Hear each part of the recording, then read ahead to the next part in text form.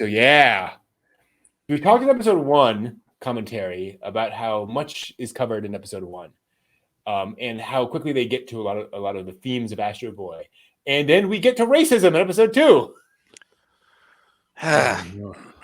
Just straight up, kind of well, technically robotism, I guess. Yes. Whatever. Yeah, but still, yeah. As robots are now mass produced, and this causes Astro to have one of the oddest sequences in, I think, any 60s anime, which is saying something. Because Astro sees 2 horses, and decides he wants a mother. Yeah. By having a dream sequence where he's running through a weird computerized grid thing, and he sees a stone statue that looks like a woman, and then sees like a robot woman, and boy, there was a lot here. Yeah. The fact that he's dreaming it? Yeah. And it's like, okay. I mean, we only get the electric dream thing, like, that made for Star Trek Next Gen for Data to have dreams, but it's just an odd kind of concept to be like, you're dreaming of a mother and you're a robot. Why? Well, so the whole buildup of the horses and the various coupling of the baby with the mother or the father, he's learning that he's missing something. And he what he wants is a mother, and he, as a robot, his father didn't work out so good. And he has the information there of what a father is, what a mother is, and so and he's just like, well, a mother. This is what the females of the human race act like. So, and this appeals to me because I really don't have anything like that, and I feel like I should. Keep in mind that, maybe it's not so much that it's like he's emotionally distressed about not having a mother. It's just that maybe he's feeling like, okay, this is something that normal life happens, whether it's animal, human, whatever. Why don't I have this? And then when he's dreaming about it, his dreamscape is, kind of like his art. It's not what the world is. It's just how he's processing it in his mind. That's why you have that grid, and you have these, just these automatons that act like it and that are mocking him for wanting to have a why do you want this? And then you go to the like really big one, and which gets really surreal at this point. But this is very surreal in that it's it's he's still trying to figure out what that is. Yeah. He's and that's what's the block in his mind is like his mind is like, well, you don't know. So here it is. This is your mind's interpretation of this, and you live in your mind works in a digital way, not a human brain, and this is what you're going to come up with. And so at the end of this, again, I look at this and I go, this is like aimed at 8-year-olds. Right. But it's being made by people who are just like who are giving this enough thought and being thoughtful in this creation of it, so that like when the adults see it, the adults are just like going, oh god, I'm gonna have to explain this to Junior. Oh god, oh this is horrible, this is so sad. Meanwhile, the kids. Why does Astro Boy want a mommy? Mommy. Here we go. Oh god, I'm not ready for this conversation. And I love that the robot mother, quote unquote, doesn't look like, well, the robot from Metropolis, right? Yeah. Big metal, C-3PO with breasts.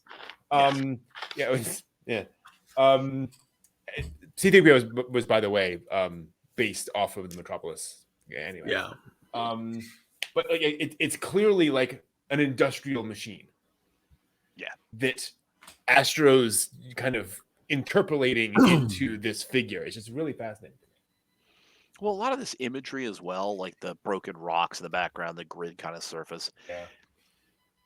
It's very reminiscent of some of the Marvin the Martian interesting. cartoons from Warner Brothers. That a lot of times you see Bugs Bunny in the sort of Martian scape, and that would have been, I think, some of those were in the 1950s. But it's grid layout with kind of weird structural shapes and stuff like that. So it's like I saw that, and I'm like, wow, I wonder if there was a little bit of a Warner Brother influence into how they laid this out. Oh, that makes me so angry. My PU-58 space modulator. Tell me, boss, why do you want to blow up the Earth? It obstructs my view of Mars or of Venus. Or Venus. Oh, okay, that's good, Doc. Wow. Yeah. The Illudium 234 space modulator. There we go. So they then proceed to build a robot mother and father for Astro, or beginning construction of that. And this was interesting because this is something that doesn't really go very far, isn't taken very far in the manga or the other anime adaptations or anything. They're just kind of there. But it's this idea of normalizing Astro to what it is like to be a person.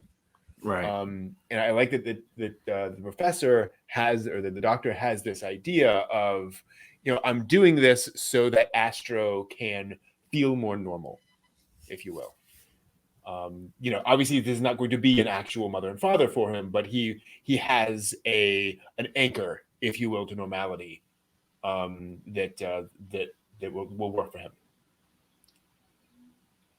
Whether that is smart or not, I don't know. Yeah. We'll see what happens when you have robots with robots helping robots. It's like, things start getting a little weird. Mm-hmm. But then, of course, robot goes on the rampage. There is a malfunction and a totally not Frankenstein robot. Yeah. He is incomplete. Complete.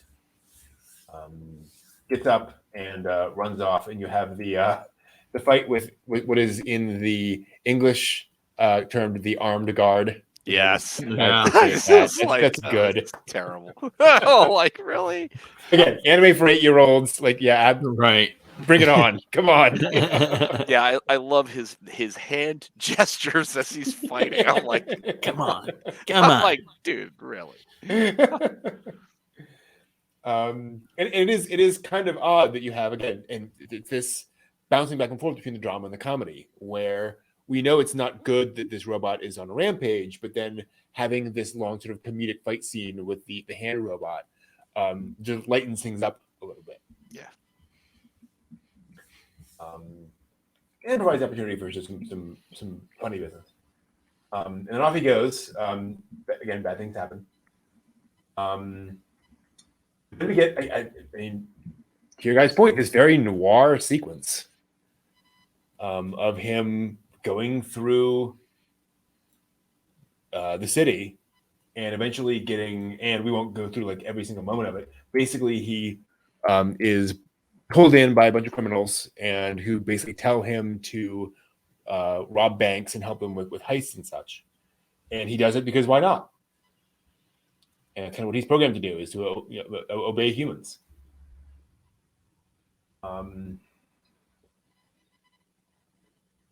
But of course, the downside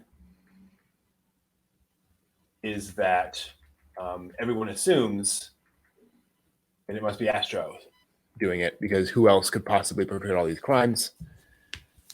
And Astro looks so much like him. Right. Yeah, right. It's a giant gorilla of a robot. Oh, well, this like 10-year-old small boy must obviously be him.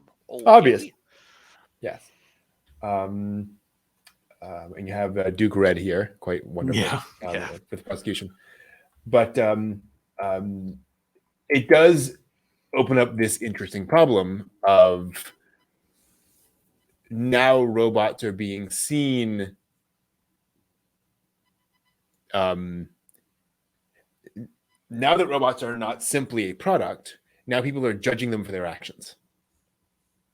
And it opens up this whole new can of worms as to how humans are going to actually treat robots now that they have their quote unquote freedom. Which leads to this the scene on the ocean liner. I really enjoyed this. I thought this was really fun. The whole sequence with them, with Astro fighting the squids and the octopi underwater. Again, just very, very goofy. Which, I mean, the whole he could fly there. Yeah. So it's like, you got this total sense from this. So it's like, oh, you could cut to the chase by just him. He just flies to the boat. Mm-hmm. But it's like, no, having him go underwater allows you to inject this hilarity. Mm-hmm. And it's like, just flying through the sharks net once he's like a boppity boppity boppity boppity. Yeah. I think I can get to that sequence with the squid, because I just found that funny.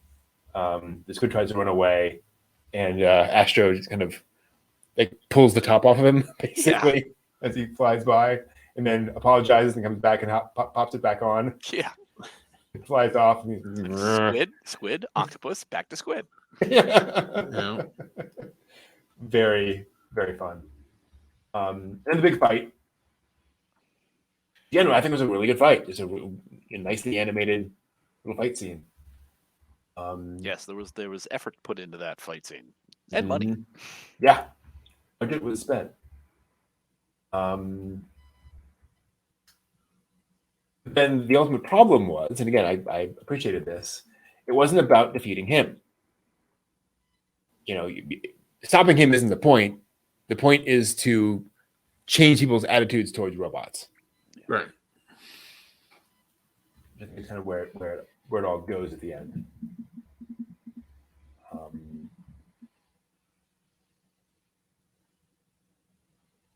Yeah, I thought this was just kind of a fun kind of big noir detective kind of a story.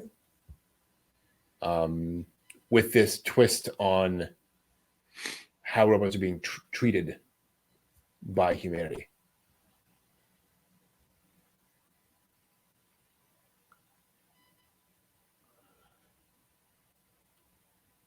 Dead silence. Well, I absolutely agree. Okay. Fair enough. Now so during one point, the doctor says, well, we can't continue creating your mother and your father because of the actions of this one thing. So it's basically on you as another robot to rein this guy in. Yeah. And I thought it was very interesting that the one guy that the Colossal, I think is the Frankenstein robot's name, responds to the one villain guy. Yeah. And he's chosen that this is the guy that's going to be the guy who tells me what to do. Mm-hmm. And, and then he actually takes care of him and actually is like, oh no, I like him. I genuinely see this thing as a person, not as a thing to use, whereas everyone else is still looking at him as a thing to use. Mm-hmm. And, by the end of it, it's kind of interesting that, they put the cap on his head basically, and it's just like, okay, that changes everything. And I kind of wondered, if that meant that he was never really sentient. Colossal was never really sentient. Mm-hmm. And once he had that gave him purpose and direction, because now he's just like, oh, I'm going off to Mars to do the thing, or going to the moon, or whatever it is. Mm-hmm. And, now I know what's going on, because like his whole demeanor, everything changed as soon as that was put onto his head. Yeah. Yeah. And, like he's literally Frankenstein walking around like that. And then suddenly he gets to sing and he's just like, oh yeah, I'm supposed to go to the moon. All right. See ya. Well, when you first meet him, what's he do? He sits up and he feels his head. Yeah, he doesn't see there's something it's missing. Empty. It's empty. Yeah. And there's and nothing now there. He gets that locked on and it's just like, now I'm complete. Yeah, now I have my sentience. I know I have a compass of sorts, a direction to go in. I know what I'm doing is wrong now, so I'm going to stop and I'm going to do the thing that I'm supposed to do, which is my purpose. Mm-hmm. And so he does the thing. But I'm off to fight alien robots beyond the moon. Good luck, Amazon women on the moon. But yeah, through the whole thing, you're just like, it's just like one thing after another with Astro Boy. It's just like, well, okay, I'm gonna try and catch him, can't catch him. Okay, we have the fight. This is the thing, and then you have like, Inspector Zenigata kind of guy going, it was you, Astro Boy, it was you, and this whole thing, and it's just creating this fear of robot. I love how they were saying robot. Robot. And And yeah, it was just kind of, again, interesting to see. An 8-year-old is going to look at this and kind of go, I didn't get any of that. All I know is that the big guy got his hair and now he's good. Exactly. There was a cool fight scene. Yes. Yeah. Very realistic fight scene. Yeah, very, very serious fight scene. But yeah, as real as robot fighting can be. Right. Robot Jocks. That documentary, Robot Jocks? Yeah. So yeah, that's episode 2 of Astro, and like we said, we're kind of get into it with some of the big themes of Astro, but I think in a more introductory way, I guess, by adding the Rock'em Sock'em action scenes to it. Yeah. All right, I think that will do it for this week. We will come back to Astro next week and finish up and talk about episode 3, since we are a little short on time given everything else going on. So we will take a quick break and be back with something else. So we will see you in a little bit. Let's go with this one.